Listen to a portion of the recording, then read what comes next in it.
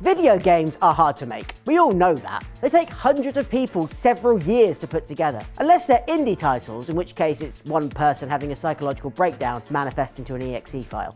But that doesn't give developers the right to make us experience every last minutiae of its contents. Whether it be littering a map with icons that say, "We put a thing here, come look at it," or funneling players through a series of set pieces surrounded by invisible walls, so you can't even possibly consider exploring elsewhere, developers don't like the idea that you might not see their work. And you can add another thing to that list too: unskippable cutscenes. How are these still a thing? Being forced to watch a short film in order to, actually play the game you've bought. It's absolutely baffling that in an era of swiping up on 30-second TikTok videos and skipping new songs on Spotify, that we can't move past an inanimate part of an animate thing. So why do developers do this? Well, as I said, it's a matter of making sure players don't miss anything. I'm sure cutscenes take ages to create. Oftentimes they might even be outsourced to other companies, especially if it's CGI or animated, as game devs don't have that expertise.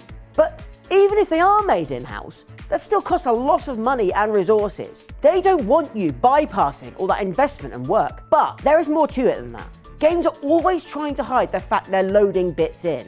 The classic loading screen has always become taboo in recent years, while other alternatives have become memes of their own. I mean, we'll get to the whole sliding through a small gap thing another day. Cutscenes are another good way of allowing things to load in the background without the player's knowledge. There may also be insidious reasons too, though.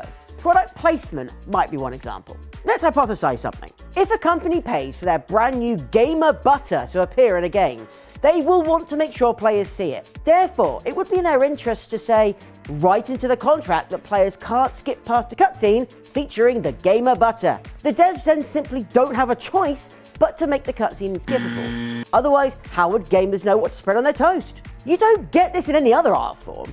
You don't get stopped from fast-forwarding a film at random intervals. A book doesn't slam shut just because you want to skip forward a few pages. A song doesn't force you to listen to the drum solo, even if it goes on for far too long and no one wants to admit that drum solos are boring anyway. And it's even worse if you're playing a game on a repeat playthrough. It's bad enough not being able to skip a cutscene the first time.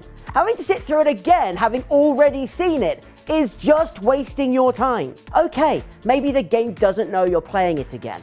Sure, not really an excuse, but understandable at least. But going into a new game plus cycle? Yeah, now you've lost me. There is one very obvious solution: allowing you to skip them. Simple. Stop disrespecting a player's time. You should be honoured that they want to experience your work at all. Most people probably won't skip it anyway. Certainly not on a first playthrough. I mean, why would you? Surely if you've bought the game, you want to experience as much of it as possible. And if you are worried players might skip cutscenes accidentally by pressing the wrong button or something, add an option to rewatch them in the menu. That's something that games used to do all the time, yet feels like it's fallen off in recent years. Bring that back. So give us that option, developers. We know how hard you work. You don't need to shove it in our faces. Oh, and thanks to you for not skipping this video, by the way. Why not give it a like and subscribe? Unless you did, in which case you're a